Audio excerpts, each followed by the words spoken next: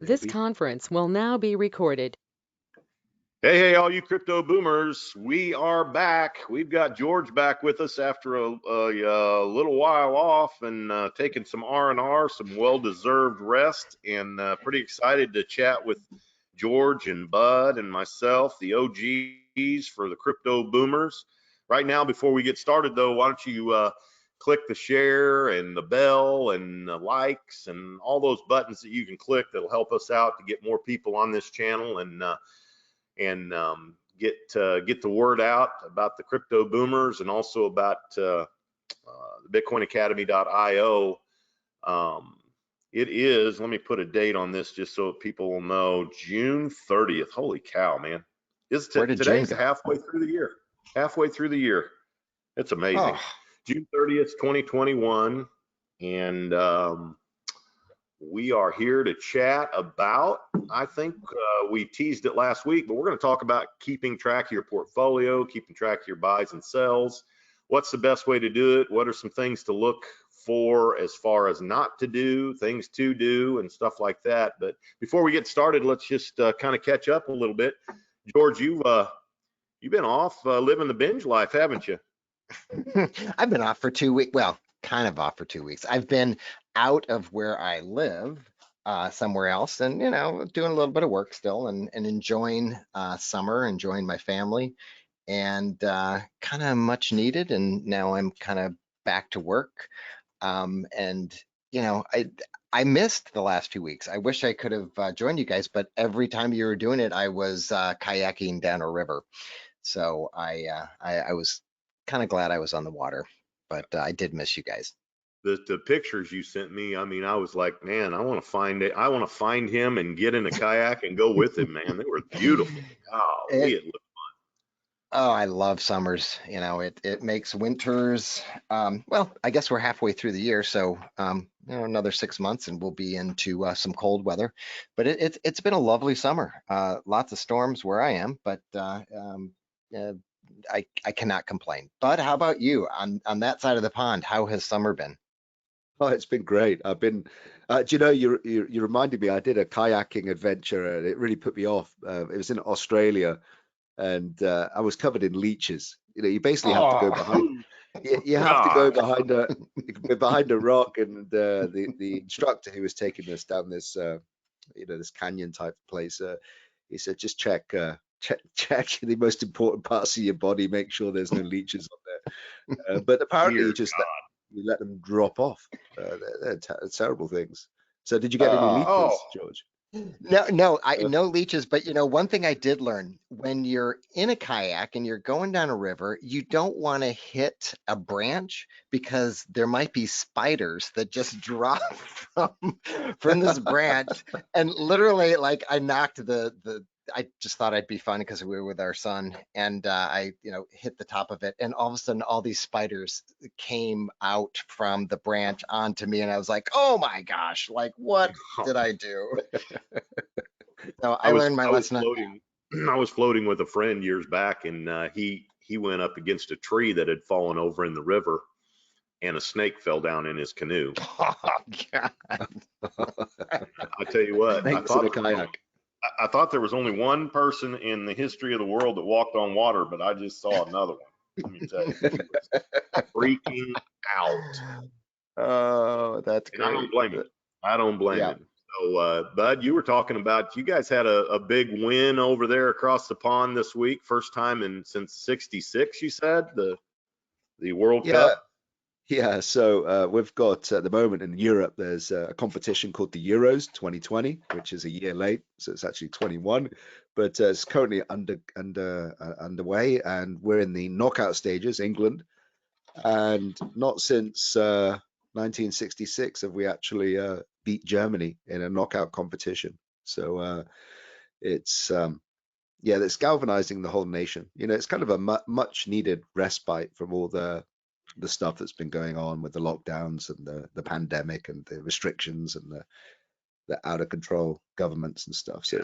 it's been a nice distraction. But one of the things I was going to talk to you about is that I've been involved in a few projects over the last few weeks, DIY projects, trying to get the property we live in just really nice for potentially another lockdown. Like we've just got to prepare.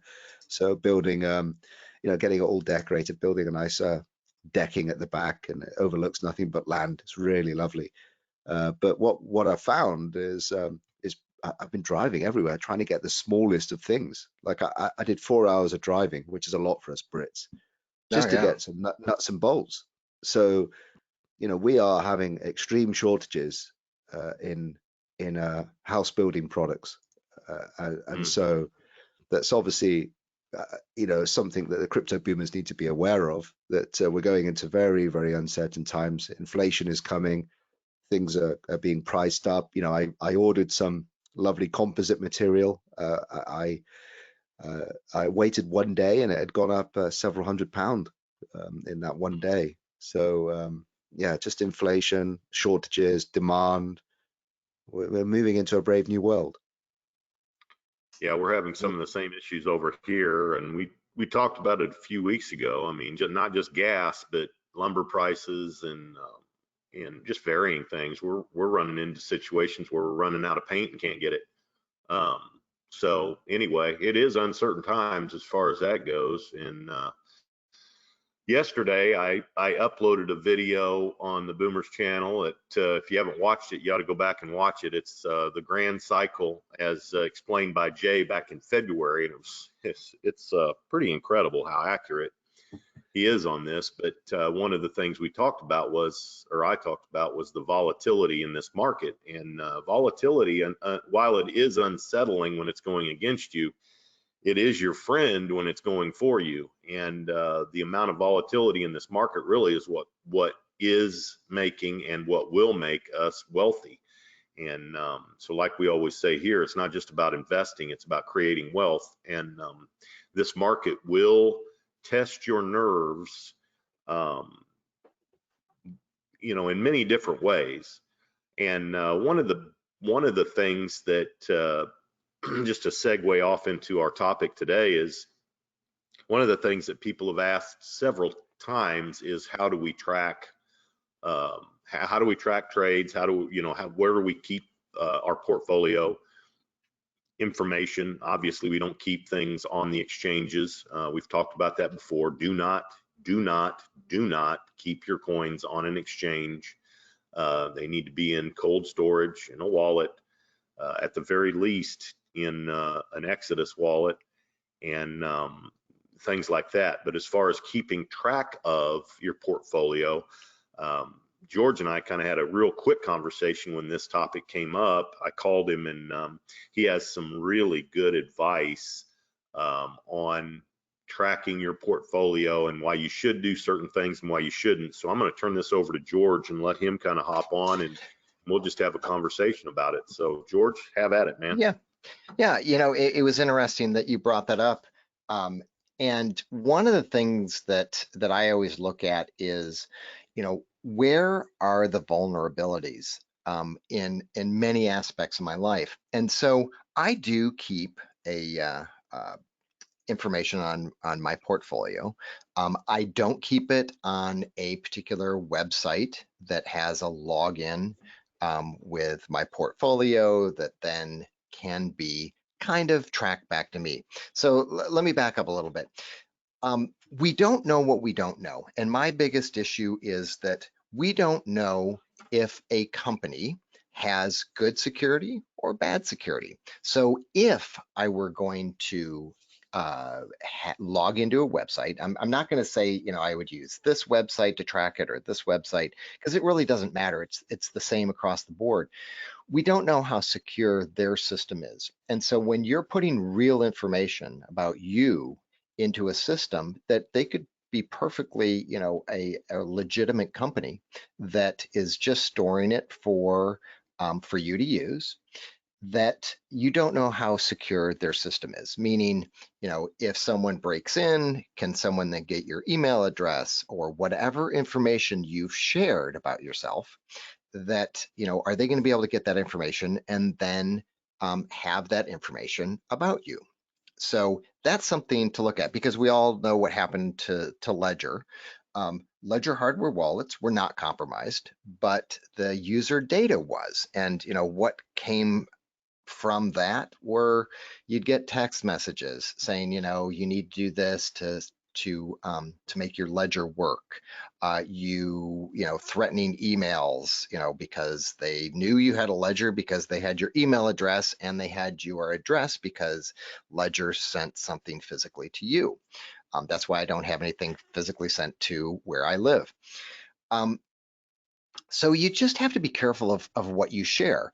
It could be a perfectly legitimate company, like I was saying, or it could be a honeypot where a company starts up, they want your data because they're going to sell it or do something like that. But you have to remember, when you don't pay for a product, you are a product. So every company has to make money to stay in business. And so if you're getting all these wonderful features about, tracking your portfolio, you really have to question, how is this being paid for? And, read the fine details that say something like, we're going to use your information to market to you, type of thing. So if you decide to do something online, I would definitely not use my email address that I use anywhere else. There's a service that I use called simplelogin.io, which I can create an email address for every website or every service that I sign up for. It's a different email address every time so that no one can put two and two email addresses together to find out who I really am. So I would not share who I am if I was going to have any tracking on that. So I know that's a George, little bit. Can you give that website again, or how do you Sure. do the emails? Yeah, I use a company called simplelogin.io, and it is it's an email alias. And you know what? Maybe we should have we'll have a future show on this, and I can kind of walk you through some of it because it's a great. It is a mandatory tool in my life now. It really keeps me very private. Because I'm going to go off in the weeds a little bit on this, but from a technology standpoint, when you give the same address to all the websites that you log into, well, all those websites know who you are, and all those websites can sell your data back to an aggregator, and they can know all about who you are in life. They can know what you buy at Amazon, what you do on these other websites, and they aggregate all of that information so they know a lot about who that person is. Well, if you have a different email address for every website that you log into, they can't aggregate that together to say who and what your likes and dislikes and what you buy, what you don't buy at all. And so simplelogin.io is a great site that I go and create a new email address every time. So we'll definitely talk about that later, but that is one way to stay private. And so the idea is you really want to stay private with what your portfolio is, because we don't know what we don't know, and that the best company in the world could be breached, and then your data is out in the wild. And once it's out in the wild, there's no getting it back. All the Ledger customers know that, and that really kind of tarnished them. I mean, it didn't destroy them, but I don't trust when I have something sent that's crypto related. That's why I don't have anything sent to my house, because I don't want anybody to know where I am and that I invest in crypto. So it's really, I went down the scary road, but I think people have to be aware of that. That it's if you're not paying for a product, you are the product, and that when you're exposing all that you have, make sure you're not really saying exactly who and where you are. You may want to connect with a VPN. I mean, all a VPN does though is say that you're coming from a different part of the country or world. It doesn't necessarily hide who you are, because if you log in with that same VPN somewhere else, a cookie is set, and they can find out who and who you are just through cookies. So that's not the safest way, but it's basically just to keep it clean and not expose yourself to too much of who you are when you're using portfolio software. So one of the things that I get from this talk is you've always got to be very careful uh, when you're online, simply because there are always people looking to get your information, regardless of whether you're in crypto or not. That crypto just makes it uh, more a more substantial consequence if they, Yeah. you know, use it for nefarious actions. But even without crypto, and I think, you know, it kind of leads me into, my wife and I were talking about a new bed. We were on our way from town on a Sunday morning, and we were talking about, you know, we really need to get a new bed. And by the time we got home, 20, 30 minutes later, I had 3 emails for bed offers. Yep. I'm, you know, that was kind of a wake up call to me. Yeah, in that situation, and listen, all we had was our iPhones with us. So in that situation, it took the information that we were talking about and did whatever it does. And I'm sure these companies pay them for that information, and then they send us emails based on the email that was in our, I guess, in our phone. Is that how it works? Well, you know, it's so hard to know what technology is kind of capturing some of this, because you know there are known cases where Apple, Amazon, Google, you know, you have these Apple Home, you have Alexa that is listening to every word that you say. So when you say, Alexa, turn on classical music, you know, it's listening for that, but it's Oh, hang listening on, to George, your my Alexa just turned on.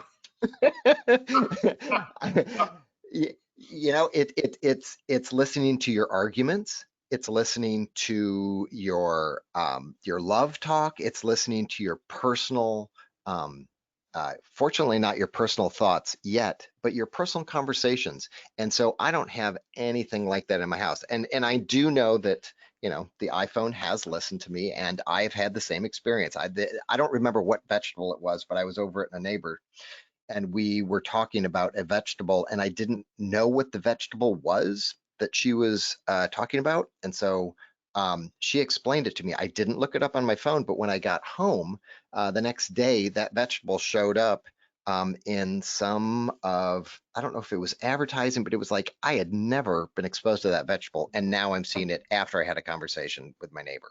So, you know, the technology is definitely out there, and it's kind of scary. And as long as you're aware of that, you know, that's the best that you can do. But yeah, Yeah. I'm with you, Paul.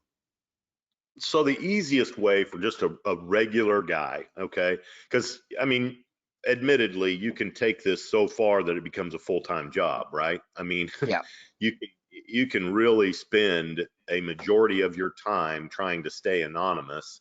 And in the world we live in, and as busy as everybody is, it's just not feasible to do that. But with regard to crypto, it is even more important that we are very diligent to make sure that we are remaining anonymous, that people can't attack us, um, you know, based on the sites that we go to or the information that we put into the computer or the sites that we're using. So that said, uh, the best layer is probably writing it in a book. The second best layer might be a localized spreadsheet on your own computer. The next layer, and I'm throwing this out there, you correct me if I'm Yeah. wrong, but Oh, the no. next would be something that is localized to your phone, I guess, maybe like a Blockfolio or something like that. Yeah, and you know, part of it is we have to live in the world, and that, you know, I would say when someone says that they're anonymous, I say that that's not possible anymore. I would say people can be private, but anonymous is really, really hard with the technology that's out there. I mean, your cell phone that you carry with you to make phone calls because it's very convenient also says exactly where you are. So, Mm. you know, it's it's hard to get away from that. And as long as you're doing as much as you can to stay private, or as much as you can to feel your privacy level. My privacy level is definitely different than Paul's and Bud's, just Right. because we have different needs, different wants, and we want to also live in the world and not be scared of it. And so, there's some technologies that I use that I wouldn't necessarily recommend for some people because I protect myself in certain ways. Um, but that, I want to also enjoy life and not be scared of life. And so I do enjoy some of those things. It's just don't expose yourself too much. But yes, staying localized is better, not having things backed up to the cloud, which is a vulnerability if your cloud account is hacked into. Keeping it localized is better, but some people, if you feel comfortable and you want to use an online service to do your portfolio or part of your portfolio, that would be great. But, if it is ever hacked and they look at the spreadsheet and they say, well, all these people with $20 million and over, we're going to focus on them. We don't care for the people that went with just $100,000. We want to get the people that have a lot of money because it's the same amount of work. So why not go with a bigger pot? And that's what you just have to be careful of. So what do you think about somebody that would go on to, for instance, well, I'm not going to use the name there. Let's just say ABC portfolio online, and you use a fictitious name, an email from the simple login, and then as one more layer, you simply put 10% of your holdings in there. So if you have 100 Bitcoin, you put 10, and then all you have to do if you want to know your total is multiply it by 10 or add a 0. That way anybody, if they were to break in, they wouldn't know exactly what you have. Or maybe you do, 1%. I don't know. I'm just throwing this out there. Yeah. If you were going to do something like that, would it not be better to use some little sleight of hand techniques? Absolutely. I agree with you on that. And it's funny because some of the recommendations I will make to people one-on-one, but I won't say for the whole group because then the whole group will do the same thing, and that's not what we want. We want this mix. So, could be 2%. It could be you have different portfolios for different purposes. And so, some of the big coins, well, maybe this is one good reason not to keep so many coins. I mean, I work with some people and they have hundreds of coins, and you have to have a portfolio management system to keep track of all of those and where they are. And I mean, it becomes overwhelming. And that's when we have to ask ourselves and step back and say, number one, why do we need so many coins to manage? And that keeping it simple will also simplify our life. And I know that kind of goes off on a different tangent, but if you have so many coins that you have to really manage that much, take a look and do you really need it? But you showed well, we've all probably been asked at some point, hey, can I use your spreadsheet because I'd like to keep track of my portfolio and my trades? Right. And really that's people should do that on their own and create their own so they understand how it works. And as you create the different formulas and as you create the spreadsheet itself, you start to work with those coins to know what you have instead of just throwing them on a page. Because I know when I did that in the bear market, I got to know my coins a lot better.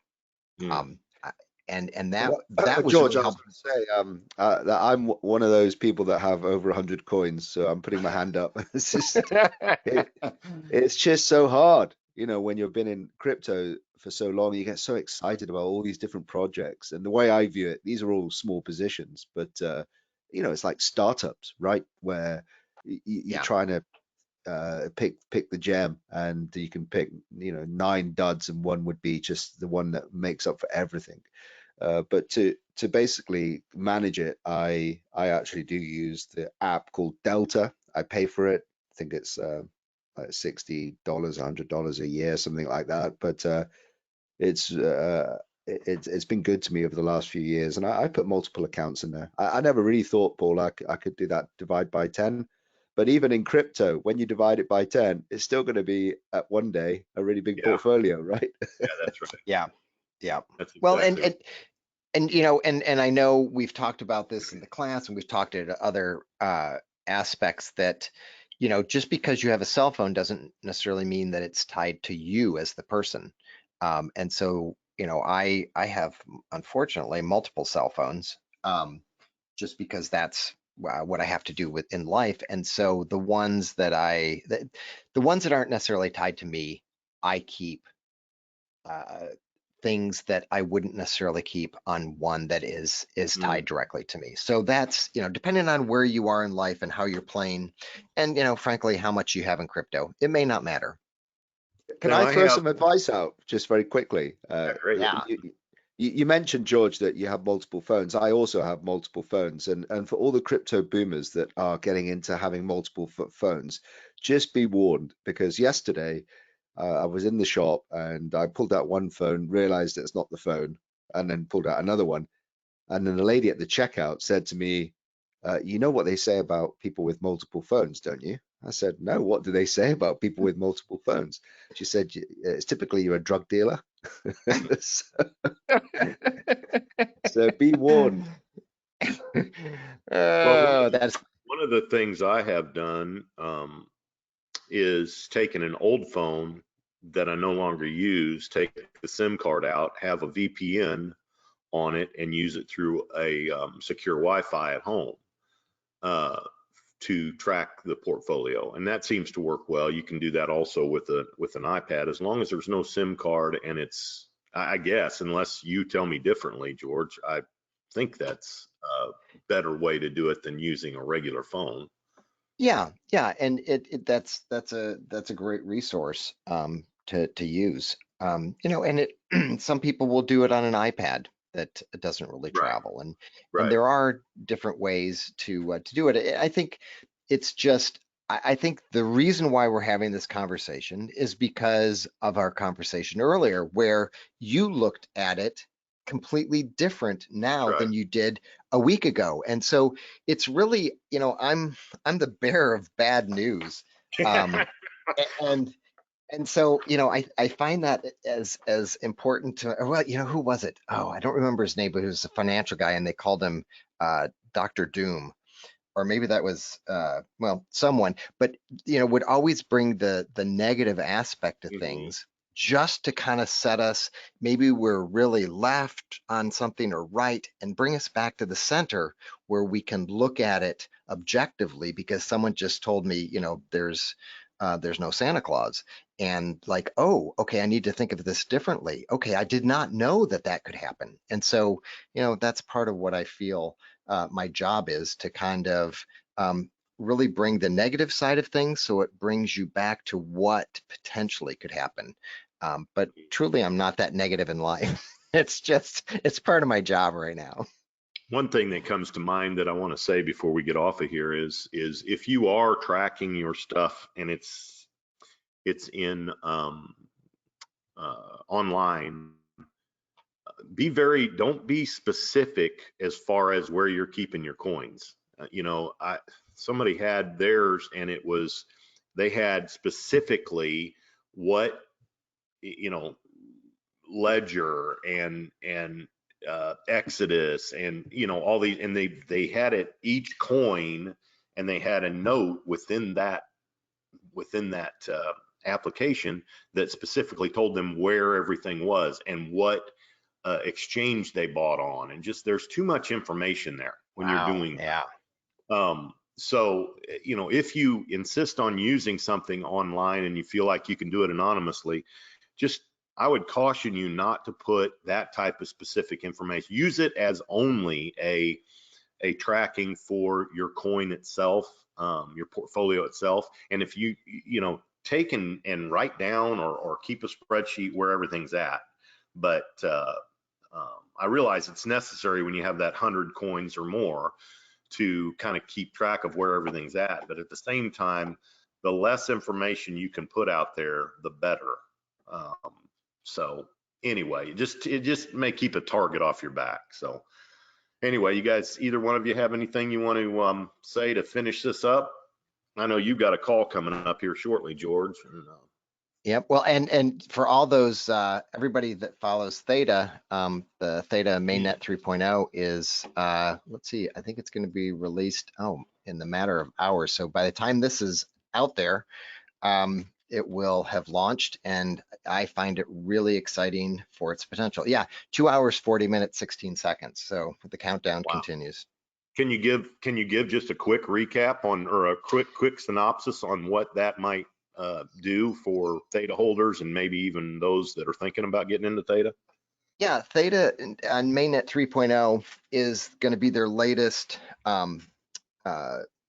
release, and that's going to open up smart contracts. It's going to give their blockchain a lot more flexibility, and it's really going to allow any T-Fuel holders the ability to stake like Theta coin holders. So I have a bit of T-Fuel, and I can't wait to stake my T-Fuel so that I can get a pretty good return. I don't, I've seen some numbers, and honestly, the numbers that I look at, I'm like, if those numbers are true, I am going to be a very, very, very happy man. But whether or not the numbers are true as compared to what reality is, well, we'll have to see, and we'll know, in the next couple weeks on, what kind of return people might see if they're going to stake their T-Fuel. If you had to put a guess on it, maybe you don't want to do it, but if you had to put a guess on it, what do you think that's going to wash out to, the return on it? Oh, I find I can't even say because I find them really unbelievable. Yeah. Like we can talk about it off the air because I don't want to give too much away from myself, but it's like it's pretty incredible, and the coins themselves have just been fantastic for me as well as the group. I mean, some of us have got into Theta, at 12 cents, 8 cents, and its high was $16. And and the T-Fuel, I got in at 3 cents, and it's done really well. So we'll have to see about the other. Are you gonna make a shake? Yeah, I think that's my son. Oh yeah, I think like 3 weeks ago, T-Fuel hit a high. So it's, again, this is a volatile market. Everybody just kind of, just go with the flow. If you didn't watch the grand cycle, Bitcoin grand cycle that we did yesterday, I would get on there, and it'll kind of give you, probably give you a little peace of mind to see, what it is and where we're at in the cycle. And anyway, Bud, how about you? You got anything you want to finish with? Yeah, I'll just say that the crypto boomers listening to this channel have tuned into the correct channel, because we were constantly being very, very cautious when Bitcoin was up at 65,000, and we were saying friends don't let friends buy Bitcoin at 65,000. Yes, we were. We've got no agenda here. It's just literally us sharing what we think is happening in the market. So, but now I'm confident that we are likely to start back up soon. I'm getting ready for that. So yeah, hold on tight. Even if we do get a breakdown to the low 20s, I think it'll be short-lived. I don't think it's out of the question that happens, but I think it would be short-lived. And if you have any dry powder and you want to invest in, it'd be a great time probably. But just remember, volatility is your friend. It sucks when it's going against you, but it is fantastic when it's going in your direction. And for those of you that have just gotten in the last 2 months, we know how that feels. Believe me, every one of us here knows how that feels. And just hang on. Just hang on. Don't let them take your hard-earned money away from you by freaking out and selling the fear. We buy the fear. We buy the fear. We sell the greed. And so anyway, with that, always remember. Well, you know what? Let me finish with this.